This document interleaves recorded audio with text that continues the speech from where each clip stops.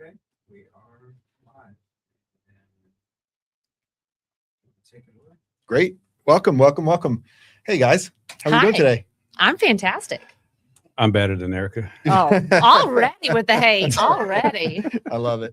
Welcome everybody to this Walk West live event webinar. We're going to talk about the 3 decisions that every C-suite leader needs to make this year. You guys ready for a fun conversation? I am. That's Absolutely. awesome. All right, let's get into 3 questions and then we'll go one by one, kind of make our way through it, talk a little bit about this. First one is, where does AI go first? How to think through prioritization of AI and work AI opportunities. Number 2 is, who owns the workflow after AI lands in an organization? Mm-hmm. And number 3 is, when you rebuild a process, the org chart has to change too. We're going to use this site that we built. So we've got this synthetic site, Meridian. We built a full insurance company, 200-person insurance company, kind of as a frame for this. So if we need to, we can look at some data, we can look at some coverage, built a back end for this thing with some data in it. So we can use that as a lever if we need it, but if we don't need it, it's okay. Cool. Good? I like it. Sounds good. All right, awesome. Let's jump right into this thing. First question, where does AI go first? Greg, you want to get us started? How do you prioritize when everything looks like an AI opportunity? Well, first, isn't everything an I was AI just opportunity? about to say, everything is an AI opportunity. Yeah, I mean, AI is effectively electricity, right?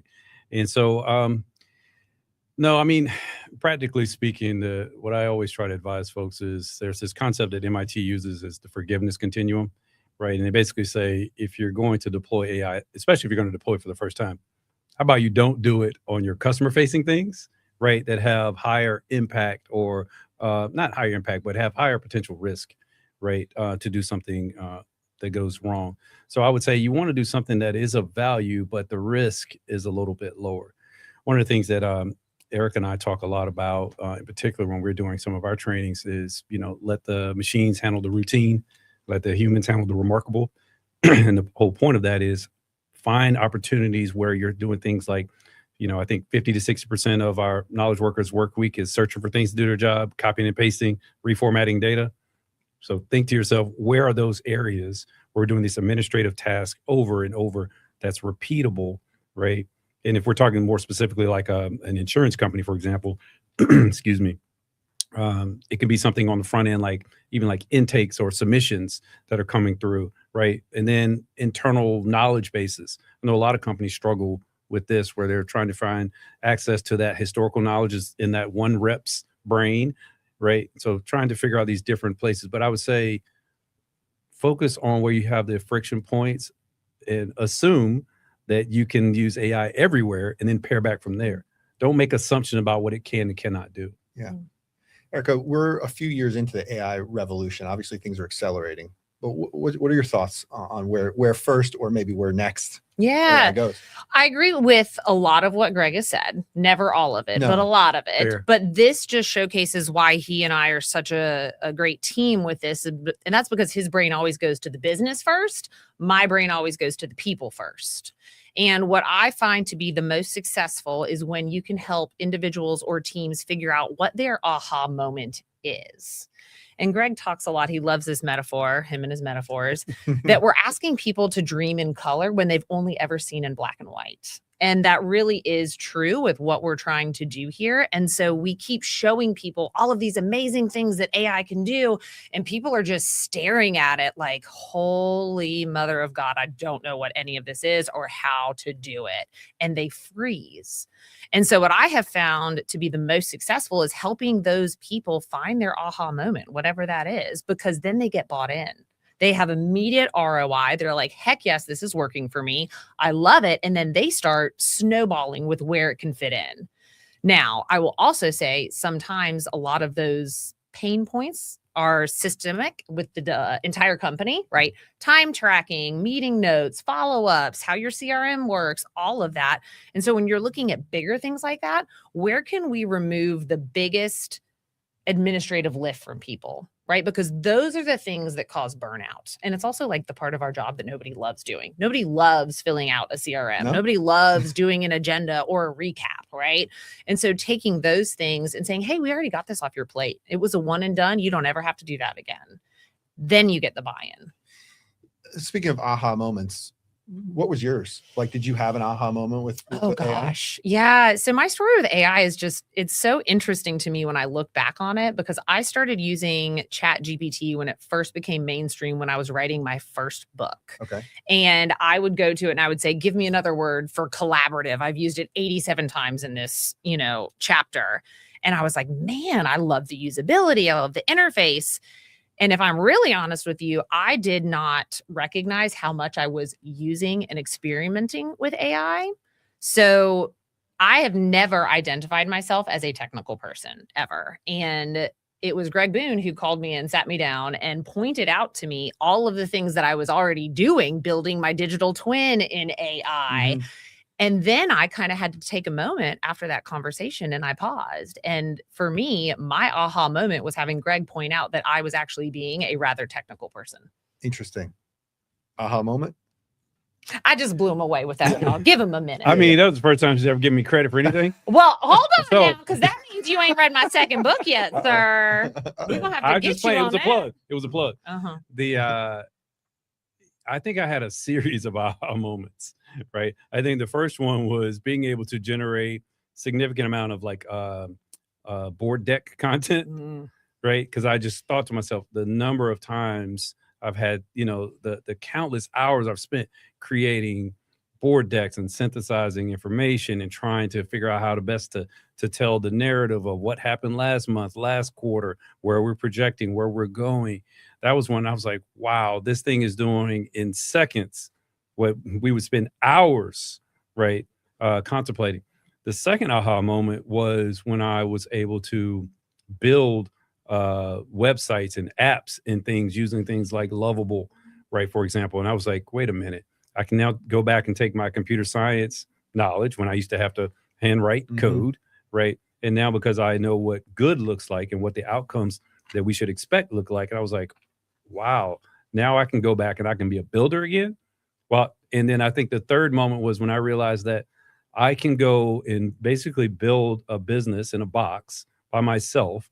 I could sell, I could market, I could create the content, I could build the application, and then deliver the service without having to interfere with any other human. And I can do this on the side. I was like, shit, I'm all in now. That's magic. Yeah, that's magic. Let me ask this in terms of, because both of those examples are individual examples of Right. aha moments. I've had my own aha moments with custom GPTs and Claude code and all this stuff.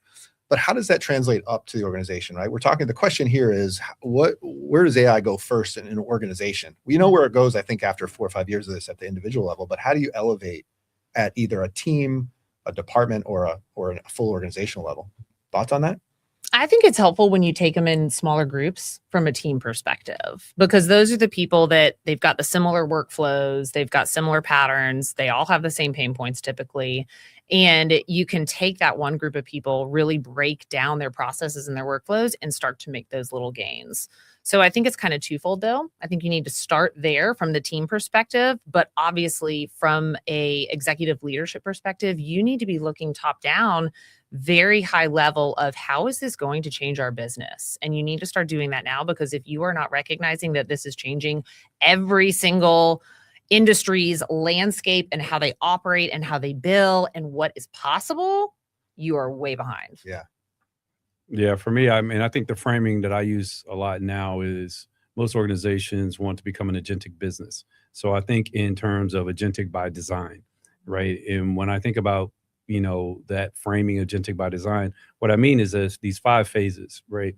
Phase 1 is AI fluency, right? Just get literate with understanding what AI is, what it's capable of. Phase 2 is that AI fluency or independence, right? What we're talking about, those Mhm. aha moments for the individual. The phase 3, when I start seeing inside of organizations, is intelligent automation. How do we start to wire these things together to do an end-to-end workflow? Maybe it's just for me, maybe it's for the 2 of us, for our group. That ultimately leads into phase 4, which is an agentic department, which then ultimately you start to combine these agentic departments to form an agentic business. You can't just jump to the end and say that everybody is going to be AI native and everything is going to be agentic.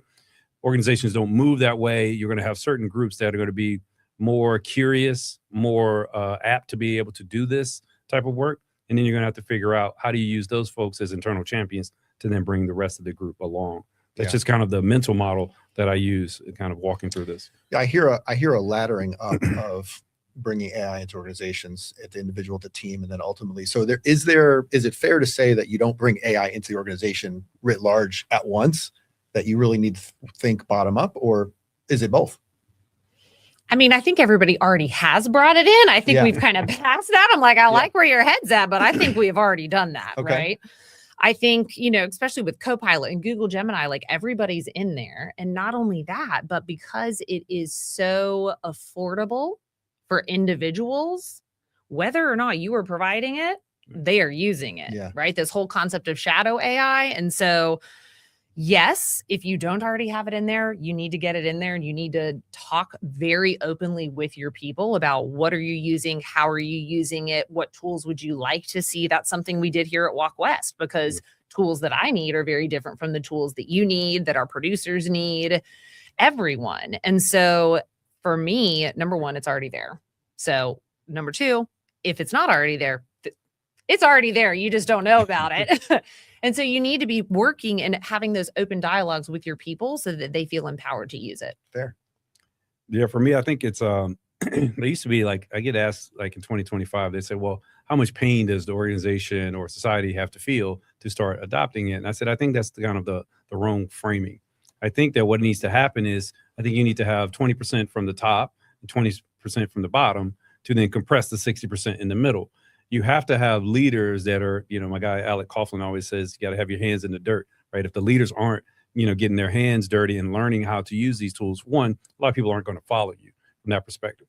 But also the reason why I want to include folks that are, quote, at the bottom or, you know, newer to the organization or lower on kind of the hierarchy is they're going to bring forth, you know, ideas that maybe leadership has never thought about, right? One of the things I talk quite a bit about now is what I call the great unlearning. Right. And what ends up happening is that folks that have been doing things a certain way for so long are having such a struggle unlearning how and unwinding. Right. And so it's probably easier at times, not always, but easier at times for folks that have never done a thing a certain way to then say, all right, instead of the 10 steps that we've taken before, now we're going to take 3, because what I did was AI prioritizes outcomes. It's like I prioritize the outcome. I work back from there in first principles. I didn't need to do 7 of these steps. And now here's the thing I'm going to deliver. Yeah. But you got to figure out a way to get a subset of momentum going, right? To then compress the middle.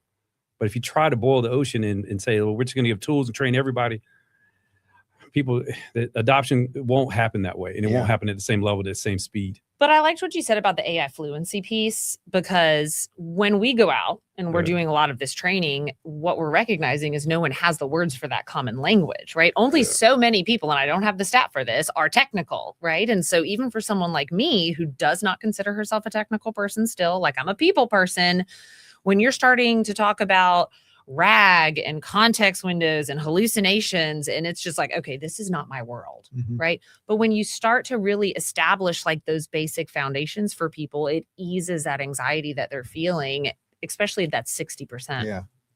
That's a great transition. I think it's a great segue from kind of decision 1, which is where does it go, to decision 2, which is who owns this stuff, who owns these workflows when they come into the organization. You know, these processes changes, the org chart changes. I think what's most interesting to think about personally is a job, which is a bundle of tasks. The tasks are changing, so therefore the job has to change.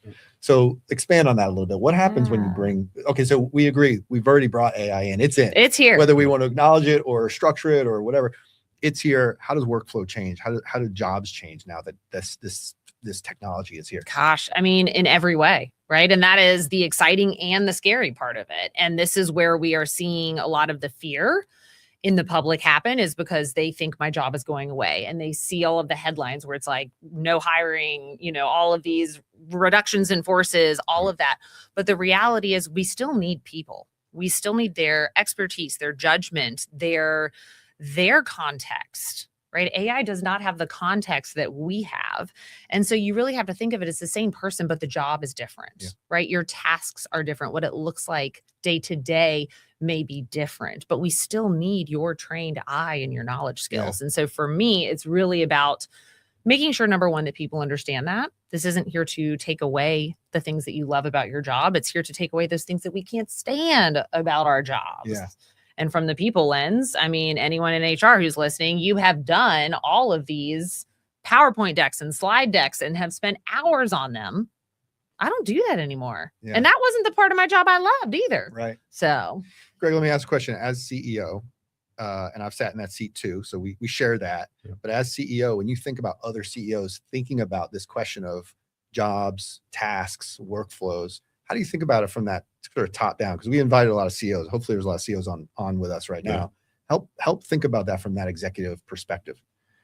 Yeah, I mean, I think again, when we talk about, we've moved from 2024 and 2025 being more AI assistants and co-pilots and getting 10, 20, 30% productivity gains at individual functions to now full-blown agentic organizations, right? And the difference being the agent is trying to focus on creating an outcome or delivering an outcome.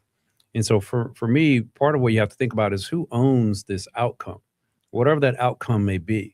Right. To have agency inside of this technology means to give it a set of tools, to give it a goal, allow it to go figure out how to go solve that with those tools to achieve said goal. Right. So you have to start from a business perspective and understand, all right, who owns the outcome? Right. And it can't be 4 people. Right. Like the idea is like the old analogy, you know, if everybody says they're watching the kids at the pool, nobody's watching them. Right. And so, you know, scary. It's But someone who true. almost lost my son that way, but it is a very real thing, right? Because there's no real accountability, right? And that's one of the things too. And so I would say stop having all of these committees and start trying to figure out who owns this outcome, that outcome, and the other. What will happen, which is very true, what Erica already pointed out, and you've also, Mark, pointed out, is that AI will start to pare down the processes that we have. It will start to limit the amount of tools that are necessary to deliver said outcome. And we start to compress the process, compress the tools, by nature, compress the task, you will be compressing the org in certain ways. But you've not really done an AI transformation if at the end of it, you still have the exact same titles, roles, right? The same type of people that are owning, you know, the outcomes. But you have to figure out, again, what is your goal? And then how do they align with your business? As a CEO, what are your strategic goals? Everything, if we start with the end in mind, everything should be able to stair step and then walk back from there, right? And so I think we have to also understand that our relationship with work has to significantly change, right? If your job was solely to do a process, then yeah, maybe there may be a challenge for you within your organization. But if your job was to produce an outcome, and I would imagine that everyone's job description is produce some level of an outcome, right? Not just, you know, I'll go back to what I said earlier. As knowledge workers, we spend 50 to 60% of our work week searching for things to do our job, copying and pasting and reformatting data. That is not something I've ever put on a job description. I never said, Erica, we need to get this job description out, make sure they understand that most of their work is going to be administrative and they're never going to talk to other people. Detail oriented is usually, Is that what that means? No, but I mean, like we see that a lot. And so I'm thinking that can go away now, right? That bullet point can be gone. We can outsource that, give it all to AI to be the one who really goes through and make sure that every period is there. Right. It's all formatted the right way. But I think we're on this verge and it's a really cool time. A lot of people who are experimenting, who maybe are a little ahead of the curve here. The next step is really redefining those roles, right? Working with your people and saying, okay, this is still your job, right? These are your outcomes that you own. Now let's talk about what this looks like in paper. And I don't think that's been done yet for a lot of companies and teams, just because we're still figuring it out. It's still so new, but that is going to be the next big thing. Yeah, it's interesting. I've been asking myself this question in a world where we've got some number of agents that are designed and helping us on a real-time basis. What's the job description of an agent? And the job description of an agent, by definition, is an outcome. Yeah. But we don't write human job descriptions that way, right? You have responsibilities, but there's no section on a typical job description that says outcomes, which is interesting to think about. And maybe we're working backwards from defining agents and agent outcomes into people outcomes. I don't know. Is that? I mean, look, here's the thing I was just thinking about. Like, it's this kind of weird paradox where the job description will lay out a bunch of tasks, but the person's resume will focus on all the outcomes and the accomplishments that they deliver. Right. And so now it's our job, or the, what do you call that? The applicant tracking system ATS. to now figure out, how do I pair these, outcomes from this great person to these tasks that I need. Yeah. And I think you're 100% correct, right? If we were going to feed to agents what your role or within the organization is, it wouldn't be a series of tasks, or it shouldn't be. And that is an old way of thinking in a deterministic world, not in a probabilistic world where we're telling agents, here's the goal, here are the tools, you go figure it out. That's right. And part of, I think, the challenge when we think about agents versus just, what we've looked at historical kind of AI, machine learning, predictive analytics, all of that. But as we progressed into generative AI and then more so into agents, is that there's this weird kind of view where the agents look and act like workers, but then they are funded like technology or software. And so now you say, all right, this thing went off and did this thing, but someone has to own it. They have to own the budget for it. They have to own the outcome for this thing. And like, who is that and how, at what level? And the updates, right? All of these agents are not a set it and forget it. Yeah. We have to be responsible for them. And as the technologies grow and change, if you are already programming agents, you may realize like, wow, mine's acting a little funny today, or it's not producing the outcomes exactly how it was last week. And that's because, again, these models are in this race for change and they're constantly making updates, and that impacts all of what you already have done. And so you have to have some sort of process monitoring system to maintain these AI employees. Yeah, I think so. I'll connect two dots here. I mean, I think you're right. AI is in the organization, but it's in at the individual level. Yeah. And we see people who are accelerating the use of things like Claude Code or Copilot or whatever. But where I don't think we are in the organization is, and maybe some are, to be fair, but most organizations aren't building infrastructure across. So for example, a brand brain or a set of HR processes, like those exist in a PDF, but they don't exist in a format where everybody has instantaneous access to it, right? We still hear of organizations that like their sales teams are not even selling the same way, even though we have a sales system, or no one knows where to find the PTO days or whatever it is, right? So I think it's the mechanization of the platform, which is changing now. And I think that's, people are recognizing like, it's fine to give you tools and let you go experiment and play, but how do we mechanize this and operationalize it is not. Well, that's one of the big aha moments that Greg and I teach, because we do target a lot of HR organizations and a lot of CHRO leaders because of how we believe this starts with people. And one of the biggest aha moment wins is like, what if you just had an agent that could read your handbook for you and give those answers right back to your employees, right? As a chief people officer, the amount of emails and questions that I get that are detailed in an 87-page handbook are unreal. And I don't have them all memorized all the time. So sometimes it's like, well, let me flip back through and see what that bereavement leave policy is, or what was that tenure policy. And then I'm spending my time flipping through pages trying to find it, when you could just have this agent that's accessible to all of your team members that can answer those questions on the drop of a hat, and also give your team members, almost like this feeling of security, because it's not Big Brother. They're not having to go to HR. Not a lot of people love that. I will never understand it. I'm a very nice person, y'all. But sometimes they don't want to come see us yet, but they need an answer, and they can get that from an agent. So then you're giving your entire team access and security that they never had before. Yeah. That is an incredible segue. Thank you for the tee up. Oh, man, I'm just on fire today. So we're going to get to decision 3, which is what stays human. I mean, you just referred to it, right? Like, ideally, people go to talk to HR, but we know there's issues with that.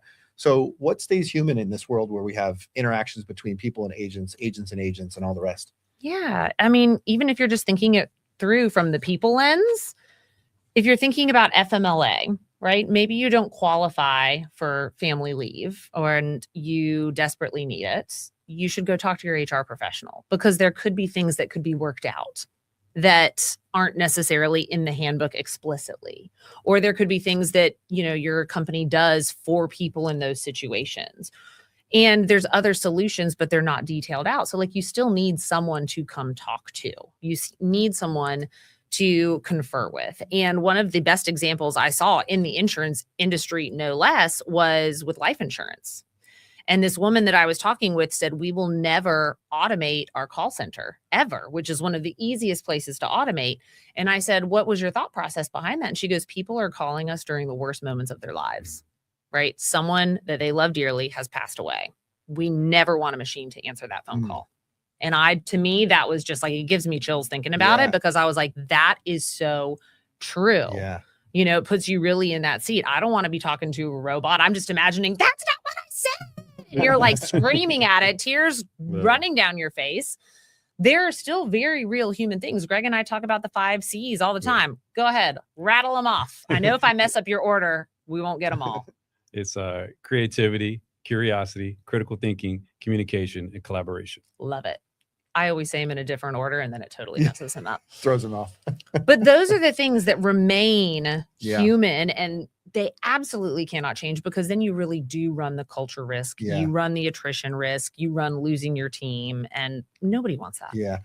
Underneath that, to me, I was at a conference last week, and and it was about growth. But underneath the word growth, whether it was internally or externally with customers, is this word trust, which I think you just kind of articulated in my brain, was like having and building trust with employees, with customers, is at the base of all this stuff.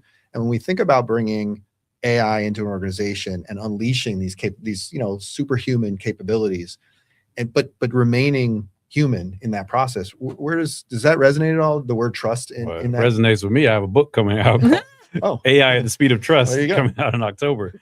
And the whole point of this is that the point I try to get to, especially for leaders, is that we are creating a trust deficit, right? Again, by not having your hands in the dirt, without knowing exactly how these tools and machines work, what it means to be agentic versus basic AI. Basic things, basic nomenclature, understanding, to Erica's point, where the human is supposed to stay in the loop, where we're supposed to just move things, forward with the machines. Not understanding that is creating a trust deficit.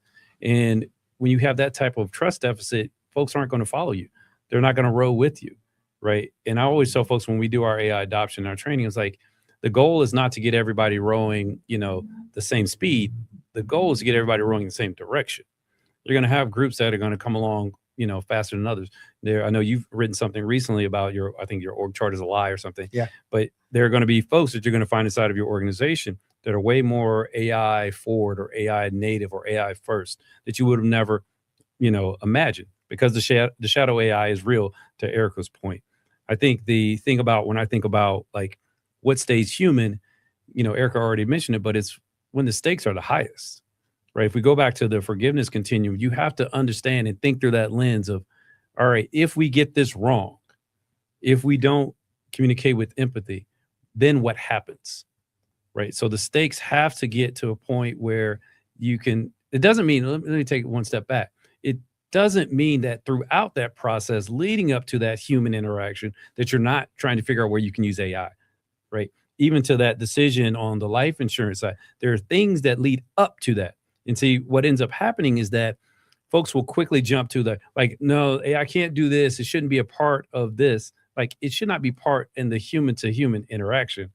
But the 9 things that you needed to prepare for that conversation that historically would have taken you hours or days, which would have limited the number of human to human conversations you could have had, right?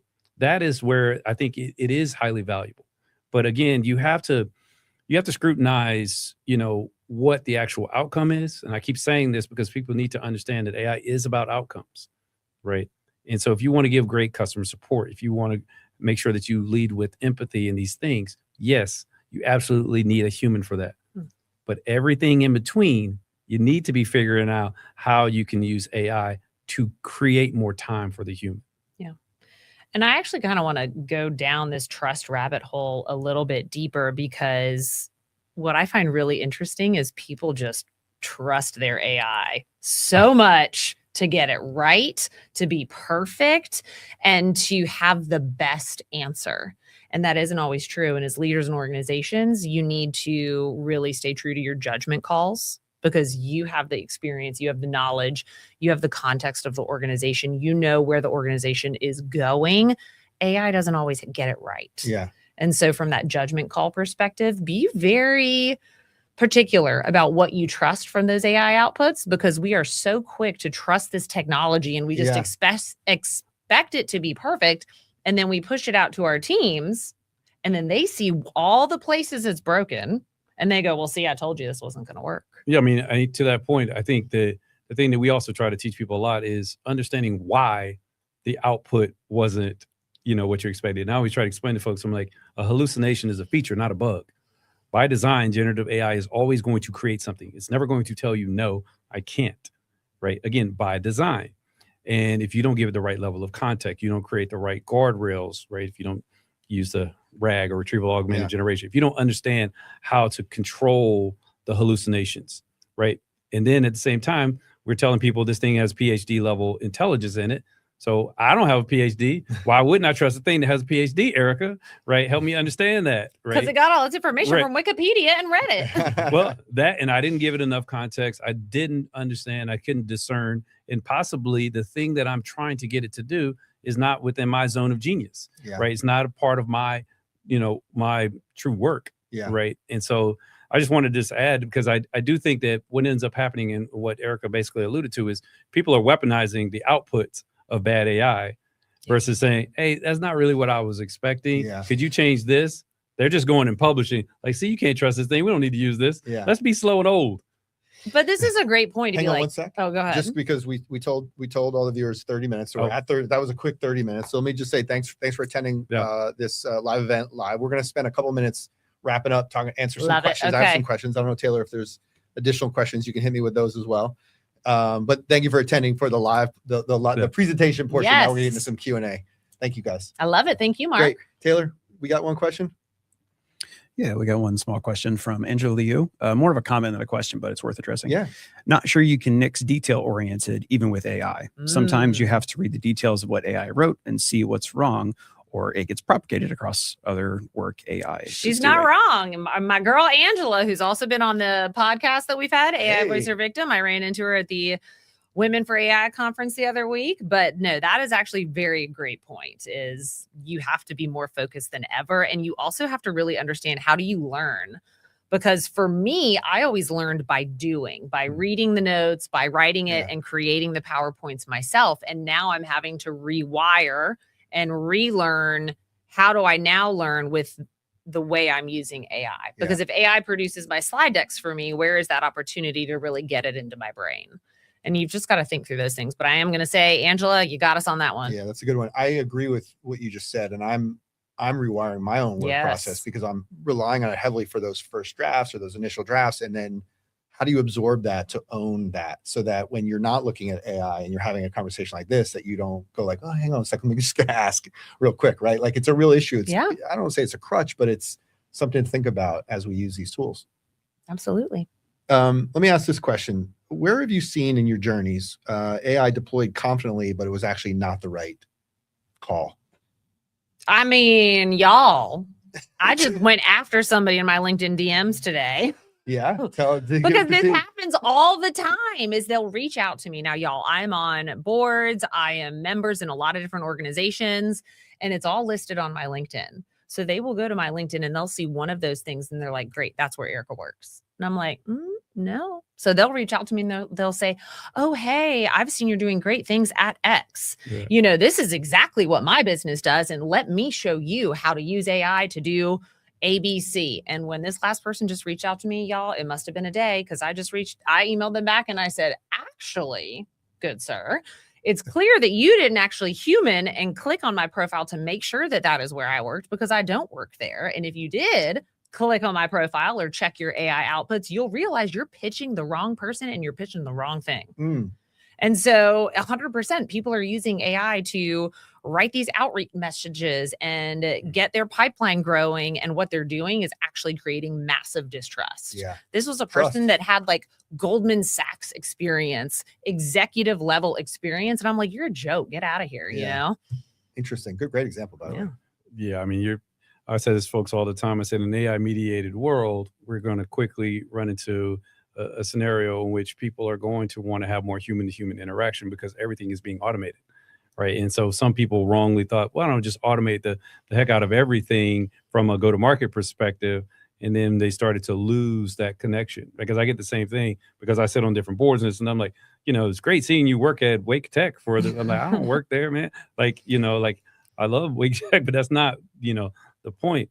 But I think one of the things that really is concerning for me, and I know we've talked about this off camera before, when I think about what you can build at an individual level. And so what I've seen is people building things because they can, But most knowledge workers in particular aren't systems thinkers. Like they didn't all grow up and get a computer science degree. Like my degree is computer science, so I understand object oriented, principles and things of that nature. So what I've seen is people building things that there's a much simpler solution, and sometimes not even AI that's needed. So they've spent hours or days or weeks to solve this thing that does this very low value thing, right? And that's part of the trade-off that we have to understand too, right? If you're using AI to write an email, but now it takes you an hour to write the email because you're overthinking it and going back and forth with different options. Oh, I like this one. I like this a little bit better. I think you've missed the point, right?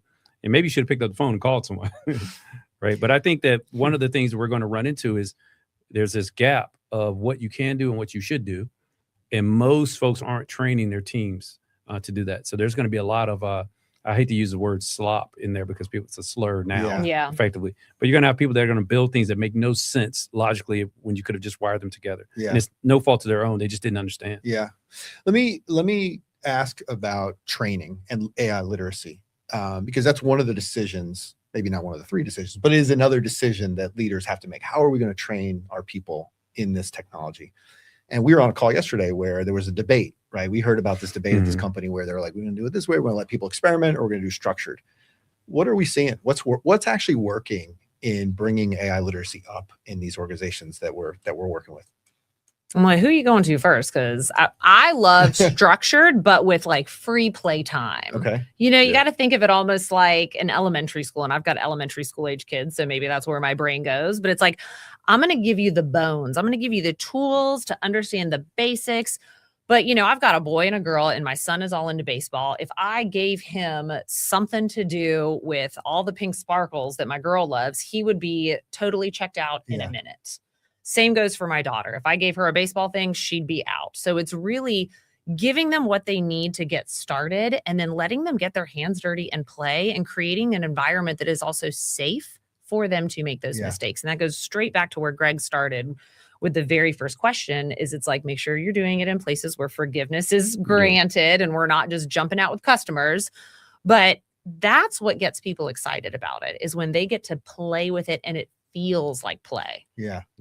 We used to always say, and we still do, you got to make it personal, fun, and safe, right? Why am I going to care about your business goals if you haven't figured out, for me, how does it make my quality of work go up, right? Which then makes my quality of life go up, right? And so for me, if you get people that unlock and say, look, we're going to make it personal, fun, and safe, we're going to get you the AI literacy, which then gets you the AI independence. And then we're going to stair step to intelligent automation and agentic departments.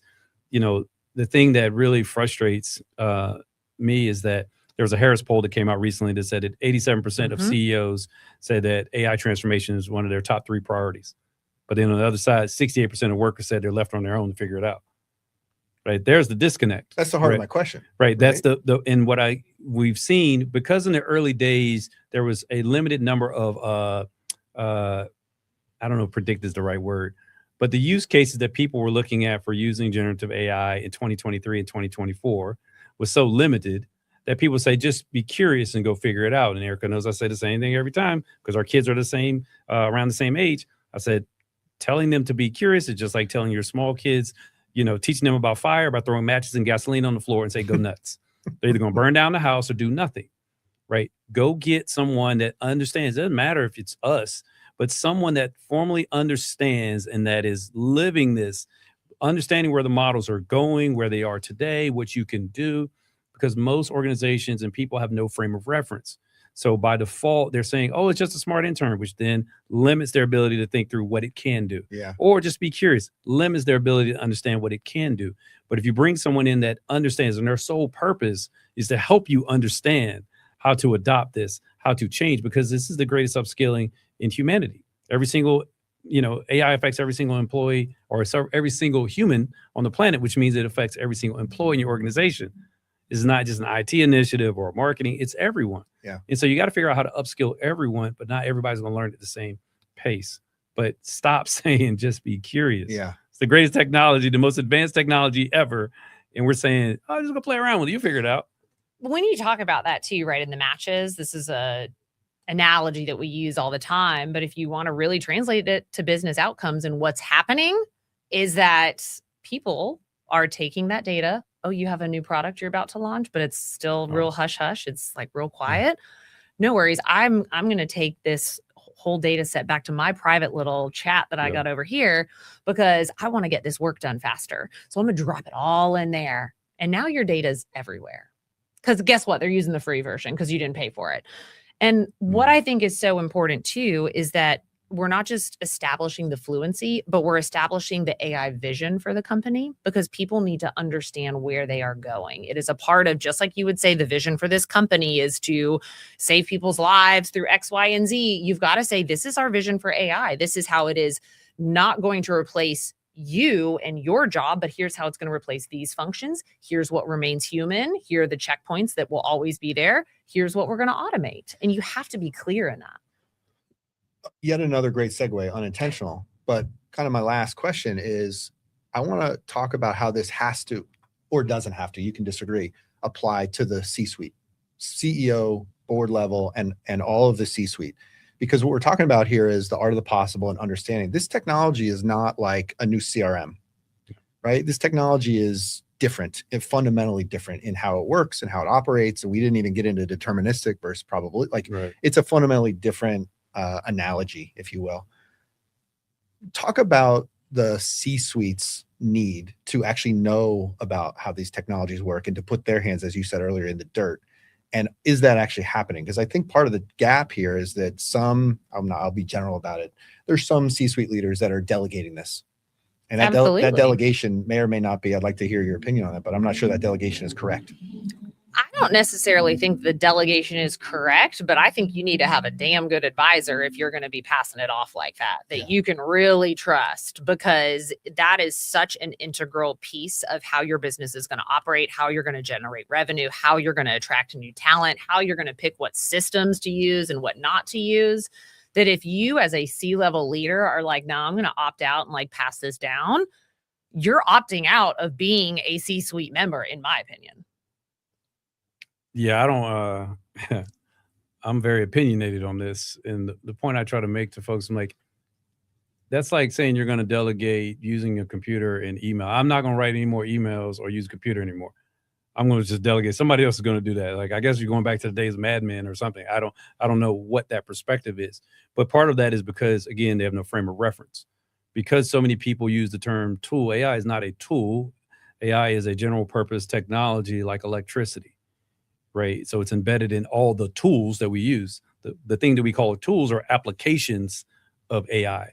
Right. And so you have to first understand, what is AI? Right. How can this be transformative?